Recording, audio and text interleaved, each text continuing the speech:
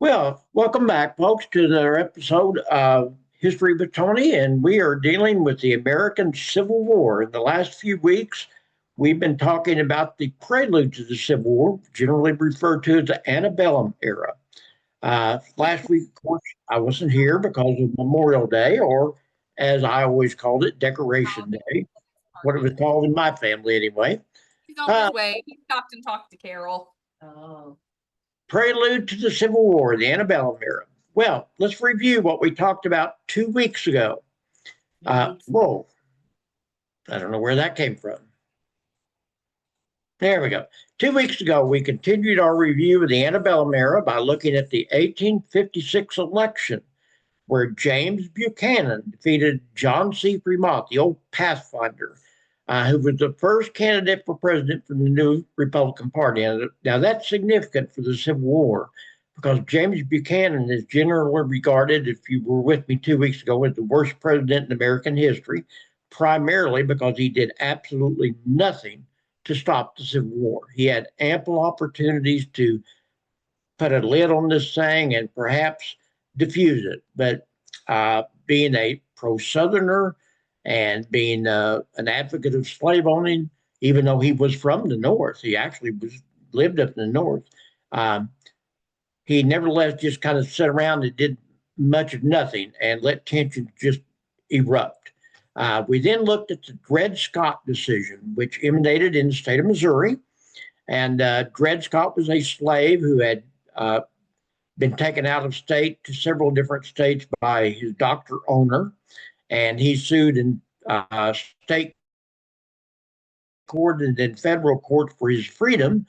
And the Supreme Court came back with a really uh, important decision. In fact, case a lot of people say it's probably the worst decision in the Supreme Court history, where basically the Supreme Court ruled, first of all, that blacks were citizens. They could never be citizens, they said. They declared all the different acts and compromises that had kind of set the standards for, uh, you know, slavery or non-slave states for the last 40 years. The Northwest Ordinance, Missouri Compromise, uh, the Compromise of 1815 said all these were unconstitutional. They basically just threw the country open to slavery. And, all that needed at that point was a trigger. Well, the trigger came about in 1856 also, man, by the name of John Brown. John Brown was a radical abolitionist. In fact, the case Abraham Lincoln said he was just insane. Uh, he was just a really radical, and he got his start in Bleeding, Kansas in 1856, where he was the author of a really serious raid on a little town called Pottawatomie, uh, south of Lawrence, Kansas, and ended up hacking to death five different pro-slavery people that lived there. And then he and his sons pretty well left the state. Nothing ever happened to him because of it. He left the state, went back east where he came from, and started gathering support and money from some really high-powered names. Uh, people that were very high up in the arts, like uh, Walt Whitman and Ralph Waldo Emerson and Henry David Thoreau, as well as people uh, you know that weren't in the arts of politicians, like gained a lot of money, a lot of support, and he decided he was going to start a slave insurrection, which he thought would free the South of slavery. Now, that in itself tells you that Lincoln was probably right. He probably wasn't insane at that point because that was such a obvious non-starter that was not going to happen. But he and a few of his sons and some of his followers, about 20 of them, raided the federal arsenal at Harper's Ferry, which was the second largest federal arsenal in America at that time, and decided that they were going to give all these weapons to slaves. And he thought slaves would flock to him and he would lead them south and they would overcome, all the slaves would revolt and throw off their bombs. Well, obviously didn't happen. In fact, Casey never got out of Harper's Ferry. Uh, the federal army was ordered to go in and stop it. By the way, the leader of that raiding party that stopped him was Robert E. Lee, who at that time was still in the Union Army. Finally, we looked at the candidates for the presidential election of 1860, which ended up being so important to the beginning of the Civil War. We looked at Stephen Douglas. Now, here's the key. As we talked about last week or 2 weeks ago, the Democrats split. There was a northern wing of Democrats, which were obviously anti-slavery and pro-unionist. There was Southern Democrats who were obviously pro-slavery and not necessarily anti-union, but they definitely were pro-slavery.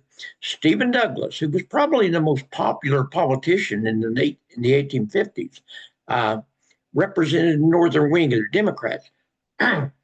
But like I said, the Southern Democrats absolutely would have nothing to do with Stephen Douglas because of his concept of popular sovereignty. You have been with me, I have a hard time with that word.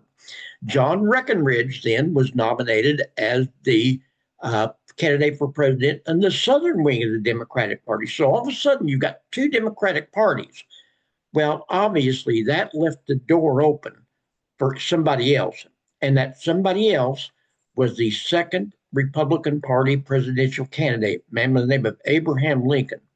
Now, we talked about this last week. Nobody thought Lincoln was going to be the candidate. I mean, when they went to the convention site, everyone just assumed it was going to be one of the stalwarts of the Republican Party, like William Seward or somebody like that. But none of them had enough votes. The result was they had to strike a compromise, and the compromise was this little-known lawyer who had only served 2 years in the House of Representatives back during the Mexican War, Abraham Lincoln. But he had kind of gained a national reputation for his debates with Stephen Douglas in the 1858 senatorial election. So it's not like he was totally unknown, but he definitely was not a national figure. To complicate matters even further, there was a group of people that formed another party called the Constitutional Union Party, and they nominated a man by the name of John Bell. And John Bell was very much a pro-unionist, but he was also a pro-slavery candidate. So you had 4 people run for president. And the result was that the guy that ended up winning the presidency, of course, was Abraham Lincoln.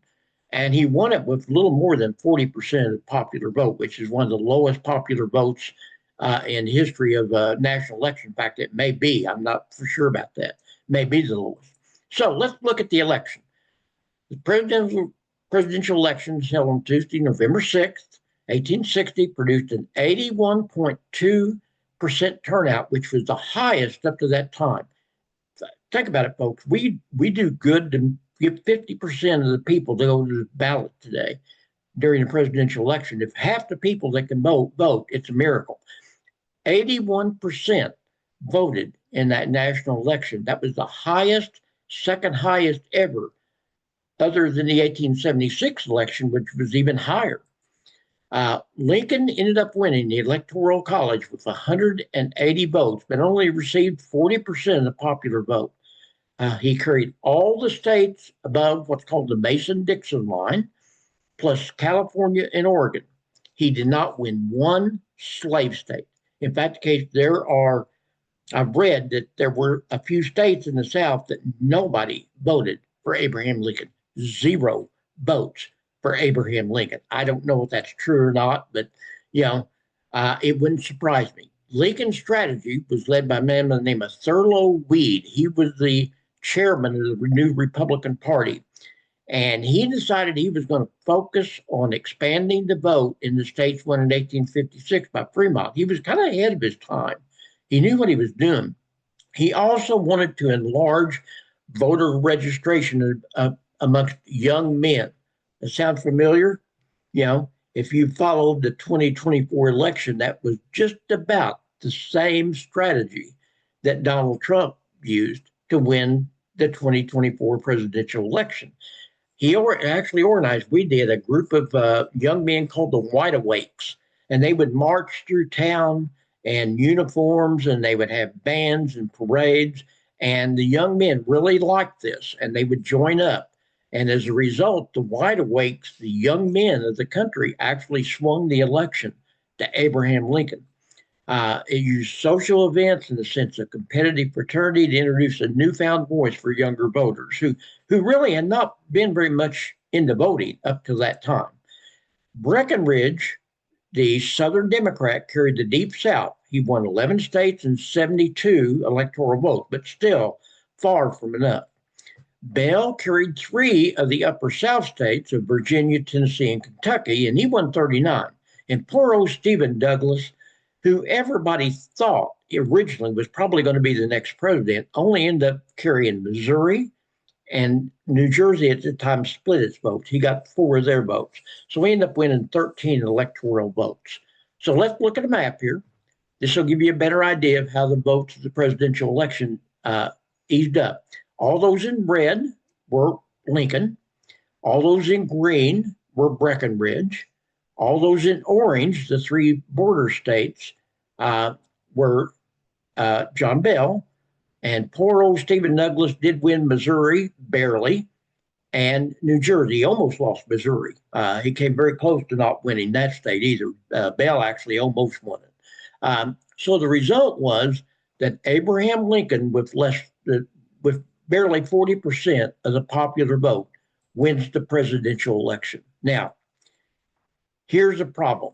The South had already decided if Lincoln won the election, they were going to take action. They had been led to believe, regardless of what Lincoln had said, that Lincoln was going to declare war immediately and send federal troops against them and all this.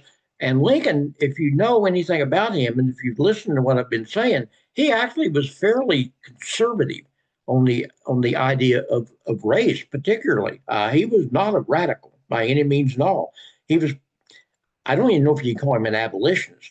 He definitely was not for expanding slavery into the new states and territories that were to be created. But he basically, he said, fact out, I don't think we have the constitutional right to take slavery away from people in the South. Those people that already own slaves have a constitutional right at this point to keep them. So he really wasn't as mad as what the Southern people were led to believe in the newspapers. But you know how it is. People get the ideas in their mind and they start to run with it. So the 4-month period between Lincoln's election as an inauguration saw the crisis just definitely deepen. And true to their word, several states had said, if you elect Lincoln as president, we're going to secede. We're going to leave the Union.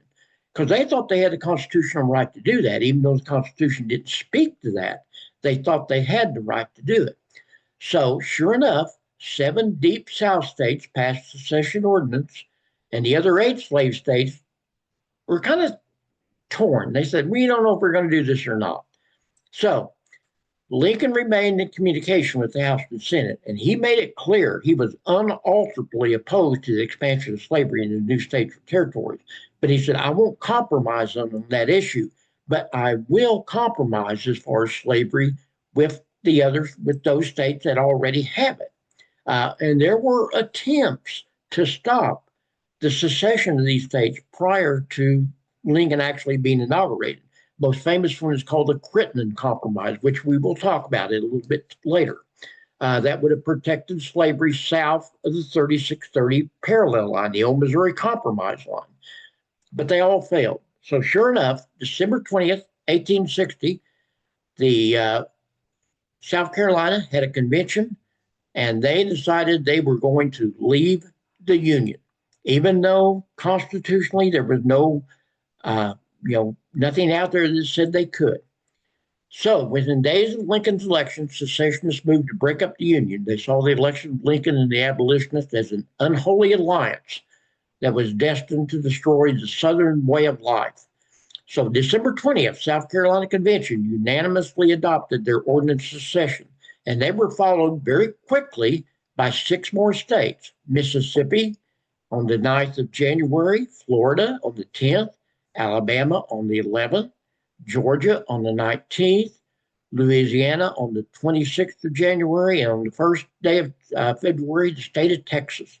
So by February 1st, within a month or so, a couple months of his election, 7 of the Deep South states had seceded in their mind. That left 8 slave states. They weren't for sure exactly how they were going, what they were going to do, because there was a considerable pro-unionist feeling in these 8 upper South slave states, as we'll see. So here's a map to kind of give you a better idea. The ones in green remained free territories and loyal to the Union. The ones in peach or orange down here seceded before the fall of Fort Sumter in April of 1861. The 4 orange states all seceded after the firing on Fort Sumter: Arkansas, Tennessee, North Carolina, and Virginia. And the 4 so-called border states, Missouri, Kentucky, West Virginia, which left Virginia, Maryland, and Delaware, all remained in the Union, although they were the scene of a lot of the fighting, particularly Missouri. As you know, if you happen to be with me during when I was doing the Ozarks history, you know that Missouri was just absolutely the scene of this horrible guerrilla warfare that broke out during the Civil War. It was probably, it and Kentucky probably saw the most guerrilla warfare of any states in the country at that time. So you've got 7 states that have left. They got together in Richmond, Virginia, which is only about 100 miles from Washington, D.C., to form a new government. And the spring of 1861, those 7 states met, and they came up with a new constitution called what they called the Confederate States of America, kind of a play off of the Articles of Confederation. And they wanted to go back to what the Articles of Confederation were in some ways, and actually even worse. The CSA, the Confederate States of America Constitution, was not unlike the U.S. Constitution, but it did differ in 4 very significant ways. So they wrote a constitution that was much like our Constitution. There was 4 significant differences. Number 1, there was no specific powers granted to the central government. Specific powers were delegated by the states. In other words, they had a central government, but they were very, very weak. It was only given what the states would give it. There was no specific powers given to it. Obviously, it protected the rights of slave owners. I mean, this was outright stated in their constitution. It created a single 6-term president for the term for the president, which is kind of unusual. And yet, if you know anything about current politics, there's a lot of people believe that that's where we need to go. A lot of people say if you freed the president from being elected again, he could probably get a lot more done. I don't know. I have mixed feelings about 6-year terms, but there's a lot of people that feel a single 6-year term is better than 2 4-year terms. Not that every president can serve 2 terms, but you know they can if they can get reelected. It also gave the power of line item veto to the president and limited congressional powers and the executive spending powers. It limited it. It placed the amendment process entirely in the hands of the state. So whereas in the federal Constitution, the United States Constitution, the amendment process is basically is started by the Congress and goes to the states. In the Confederate States of America, it was entirely in the hands of the state. And here's the irony. The CSA did not provide for secession. In fact, it absolutely said you could not secede from the Confederate States of America. The irony of ironies. They believed in secession, but they wouldn't let anyone secede from their government. This is the state capital, Richmond. The Confederate States of America's capital, Richmond. By the way, the first capital was at Montgomery, Alabama, and it was only moved a little bit later, about a couple months later, to Richmond. That was kind of psychological because, like I said, Richmond was only like 100 miles from Washington, D.C. Not surprisingly, a lot of the Civil War is fought around that 100-mile corridor of Richmond to Washington, D.C. If you look at a map, some of the biggest states, at least in the Eastern Theater, some of the biggest battles were fought primarily in Virginia in kind of a circle around the Richmond, Washington corridor. That was the center of the Civil War. The Western Theater, of course, was around the Mississippi River and in the states of Tennessee and Kentucky primarily. And there were some other ones. Georgia, of course, became very involved in the latter parts of the war. So the president was Jefferson Davis. He was the new president of the Confederate States. Well, who was Jefferson Davis? We've all heard of him, I'm sure that most of you have. But who was he? Well, he had actually been a long time politician in the United States. He had a long history of service. He was a congressman for some time from Mississippi. He was a senator from Mississippi. He served as the Secretary of War under President Pierce. So he had been around for a long time. And he was a military man. He actually went to West Point. He had served in the Mexican-American War alongside many of the generals that would become famous in the Civil War. So he was not an unknown commodity by any means at all to the generals. That kind of played into the hands of some of the Union generals later, particularly Ulysses Grant. Ulysses Grant knew these Confederate generals pretty well. And he kind of had an idea of what they were going to do. I'm reading a very good biography of Grant right now.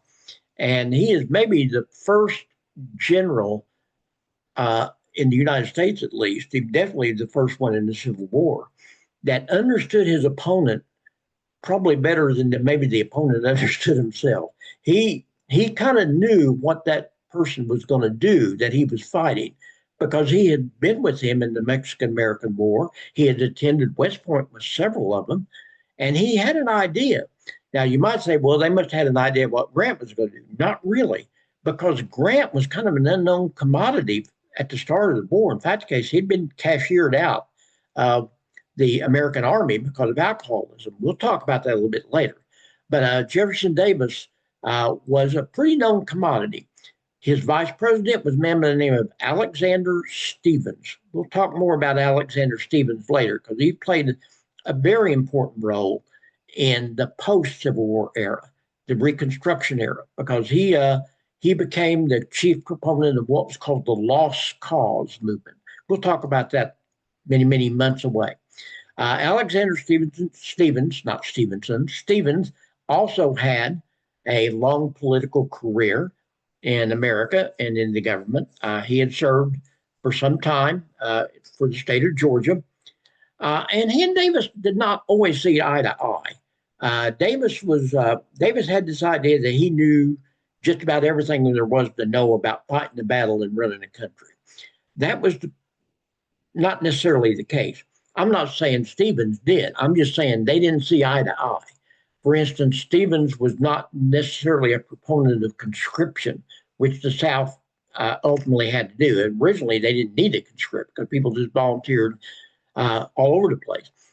He was not for the suspension of habeas corpus, and he definitely disagreed with Davis as far as financial and taxation policy. So you got Jefferson Davis as the new president of the Confederate States of America. Davis's cabinet was made up primarily of representatives from several of the states and the CSA, and they also kind of disagreed with Jefferson Davis. He wasn't the most popular man in the Confederate States, but he was the president, and they all rallied around him, much as they did Lincoln to some degree. So Lincoln assembles his cabinet. Now, Lincoln starts assembling his cabinet. Now, some people would have thought that since he fought for the nomination amongst a whole group of people, and there were several people in the Republican Party that wanted to be president, but none of them could get enough support. They all kind of split the vote. And there were some really popular people in the Republican Party. Other than Lincoln, like I said, Lincoln was kind of an unknown commodity. It was kind of a dark horse, really, folks.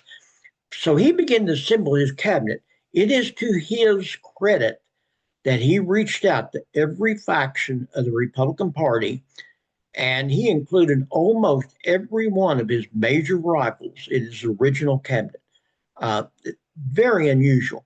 most people that win the presidency, they want to bring people around them that support them, and will, I won't say be yes men, but definitely want to help him.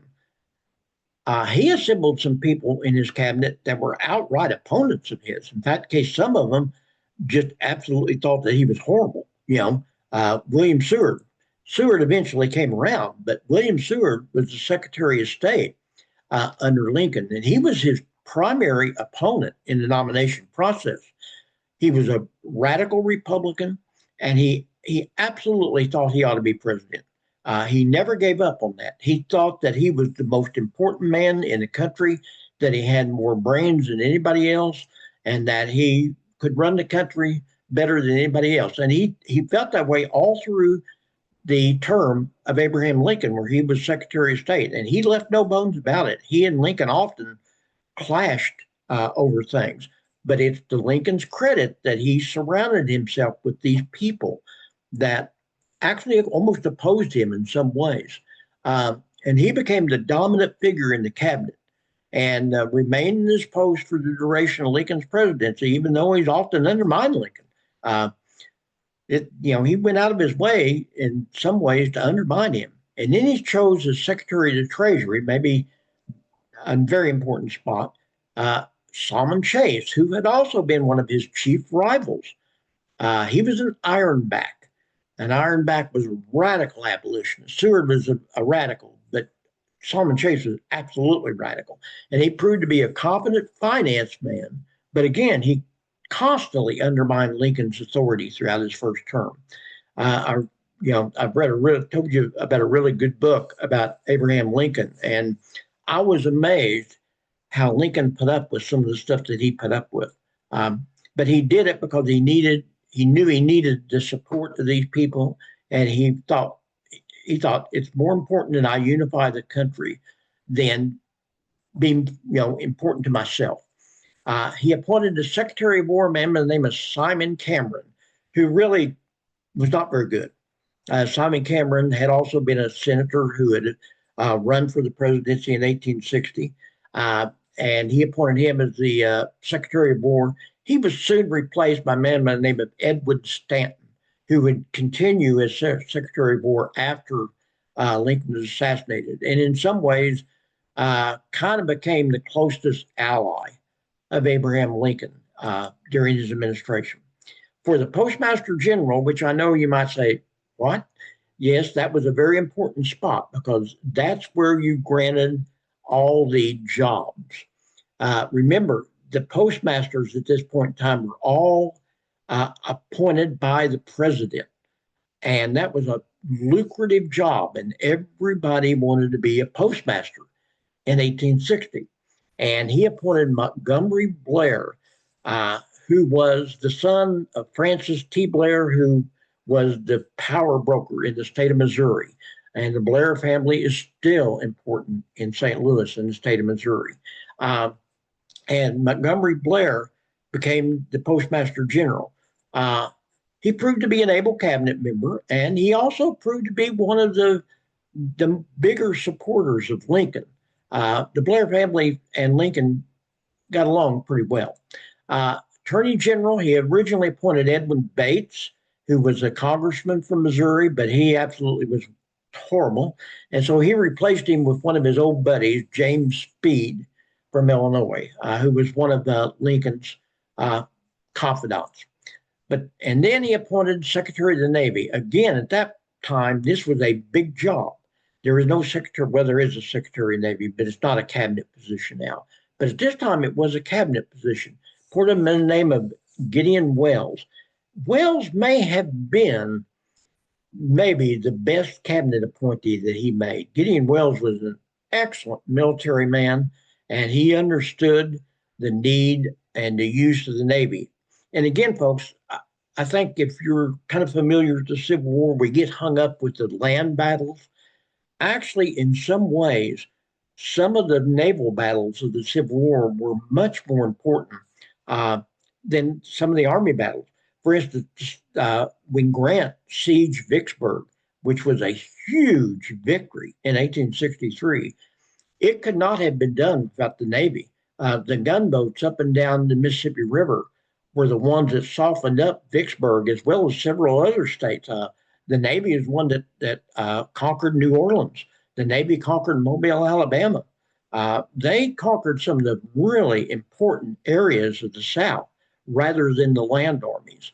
So, and again, I'm learning as I go, and I didn't realize just how important that the Navy was to the outcome of the Civil War. But it was actually just as important in some ways as was the land. So finally, the Secretary of the Interior, a man by the name of Caleb Smith of Indiana. He was not very good, and he served less than 2 years, replaced by a man by the name of John Usher. So most of these had wanted to be president at one time or the other. Seward definitely, Chase definitely, Cameron definitely, Montgomery Blair, the Blair family had hopes that one of them would be president. Edwin Bates wanted to be president. Gideon Wells, I don't know that he ever had any ideas about being president, or Caleb Smith. But for the most part, he brought together this team of rivals. So that leads me to Doris Kearns Goodwin's book, probably one of the best newer books about the Civil War that's been written in some years. She won the Pulitzer Prize, and she talks about how Abraham Lincoln assembled this team of rivals and how effective it was and how he was just a political genius by the way he did it. Because it's just like surrounding yourself with everybody that wants to kill you off. And somehow he was able to pull them all together and it worked.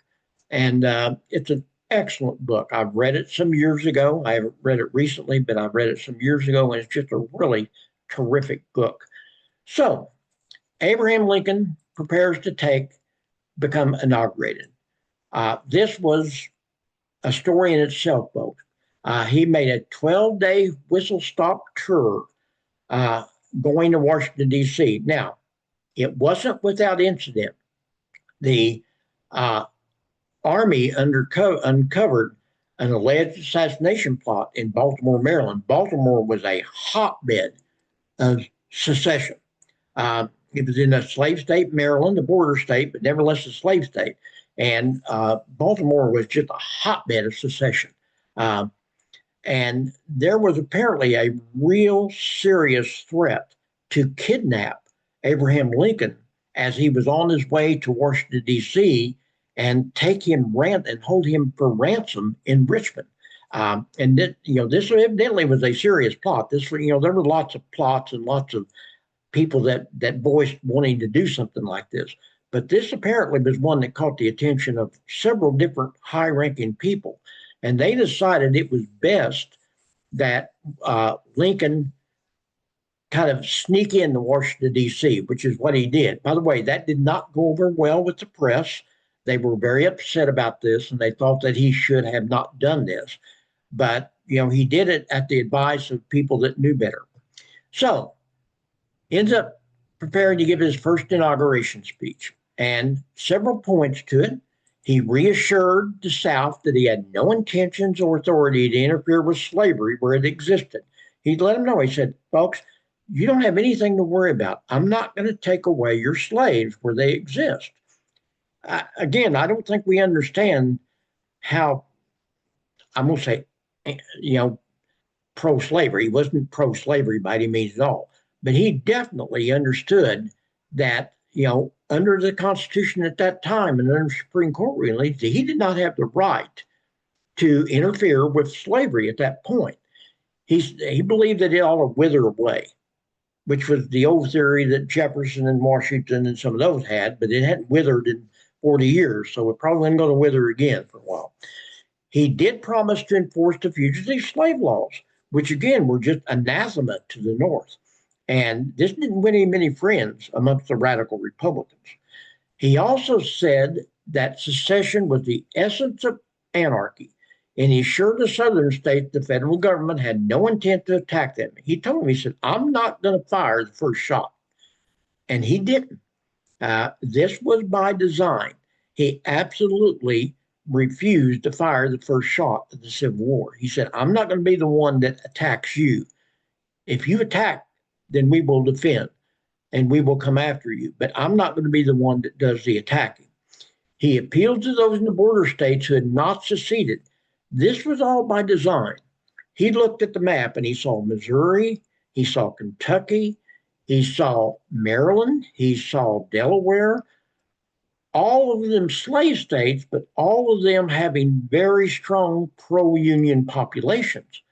A lot of people, I know we find it difficult to understand in this day and time, but there were a lot of people that were anti-slavery or pro-slavery, but didn't believe in secession.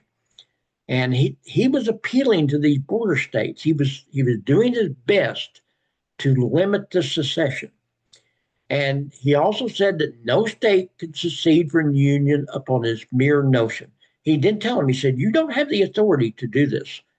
You know, this is a photograph taken of Lincoln's first inauguration on the steps of the Capitol. That's where it was done at that point, just as it is today. And, you know, I can't see where Lincoln is, but he's somewhere right in that area right there, you know. And this was a huge crowd out in front, as you can see. You also notice that the Capitol, the dome, is not completed. Washington was still kind of a backwoods town at this time. The Washington Monument was only about 2/3 done. If you've ever been to the Washington Monument, you'll notice there's two different colors. The upper third's a different kind of marble than the lower third. That's because they had to stop during the Civil War, and it wasn't taken up until later and finished, and they couldn't match the stone. So let's look at probably the end of Lincoln's inauguration address, because it is one of the better endings of an inauguration. He said, we are not enemies, but friends. We must not be enemies. Though passion may have strained, it must not break our bonds of affection. The mystic cords of memory stretching from every battlefield and patriot grave to every living here and hearthstone all over the broad land will yet swell the chorus of union when again touched as surely they will be by the better angels of our nature. Unfortunately, those better angels took some time, folks, as you know. Took 4 years. By the way, I did not know this until I was reading this biography of Lincoln that I read. Most of that ending right there was written by William Seward. William Seward, he gave it to William Seward, his inauguration speech, to edit. He said, I'd like for you to read this and edit my speech. William Seward altered the lines of the mystic chords of memory, which are one of the most quoted lines of his inauguration, as well as the better angels of our nature. He was the one that actually wrote those lines for Lincoln. A lot of people don't know that. A lot of people just think that Lincoln wrote that. And of course, there's the beard. We all know the story of the beard. And if you don't, what happened was that some little girl wrote him a letter and told him how ugly he was and said, you would be a lot better off if you would grow a beard. And so he grew a beard. You know, he had not had a beard up until right before his inauguration because he just didn't have one. And he decided maybe the little girl knew what she was talking about. So he grew a beard so he would be more attractive looking. So I have a little 4-minute segment of a video here. I'm going to try this. I have trouble with videos because sometimes they don't always record. And so we're going to see if this works. This is from the Battlefield Trust, American Battlefield Trust. It's an excellent little film on Union because that was the whole key that Lincoln was striving for his inauguration. So let's see if we can hear this.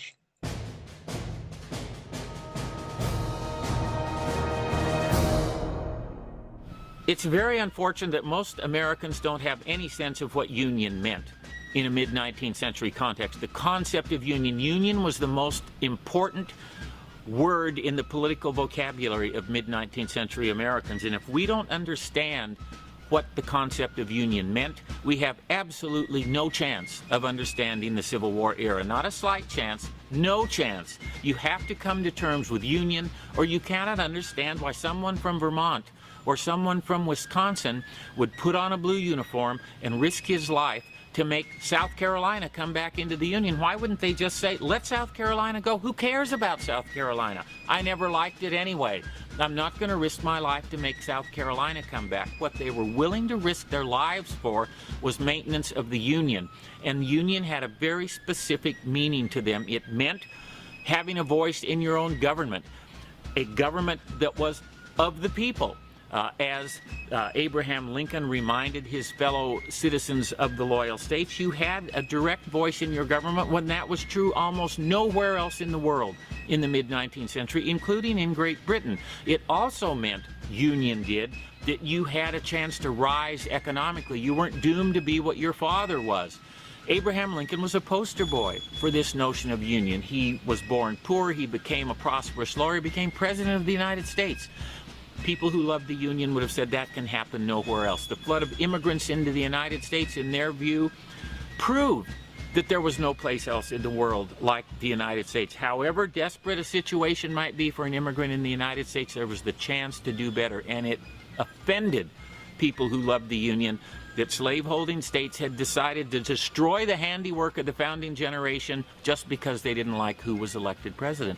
If you can destroy the nation just because you don't agree with the result of an election, the Union doesn't deserve to go on longer. And if it didn't go on longer, however, democracy, small d democracy in the world might be dead. It didn't exist anywhere else.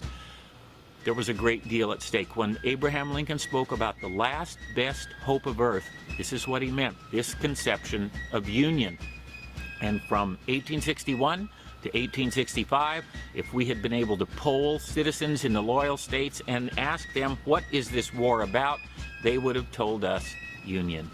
People who loved the Union in the loyal states believed that slaveholders did not believe in democracy. They saw them as oligarchs. They called them oligarchs all the time. And they said they were on the side of the oligarchs and aristocrats and monarchists in Europe. People in the loyal states who loved union also knew that small d democracy was in retreat in Europe. The revolutions of the late 1840s had been failures in Europe. They really believed that the only place where democracy had a real chance to succeed was in the United States, and they believed secession would destroy that promise of democracy. It had been a legal election. Nobody claimed that Abraham Lincoln stole the election. The slaveholders, from the perspective of Unionists, just didn't like who won, and so they were going to destroy the Republic because they didn't like who won. That was something that simply was not acceptable to people who believed in union, who believed in the work of the founding generation. They said every drop of blood shed during the revolution will be shed in vain if we don't stop this effort to dismantle the Union.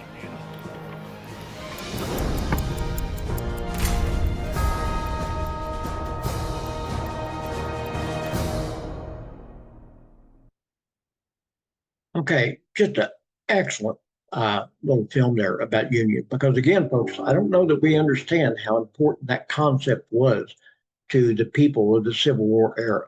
I've often wondered what possessed my 6 relatives from the Ozarks to put on that blue uniform and go fight, because they had nothing to gain. I mean, they were poor hillbillies working down there in the fields. They had nothing to gain from fighting, and yet every 6 young boys of my family put that uniform on and went to war. And I better understand it now from watching that film. I think it kind of gives us an insight. Well, I hope you've enjoyed this today. I hope you've learned something. Next week, we're actually going to get going on the Civil War. We're going to look at the events that led to the firing up on Fort Sumter, which, of course, is the opening volley of the Civil War. So, I hope you've enjoyed it. I hope you learned something. Keep on learning. I believe in lifelong learning for senior citizens. I think this is so important to keep our minds active. And I hope you've learned something today, and I hope that you'll be back with me next week. So, with that being said, I will sign off at this point. So long.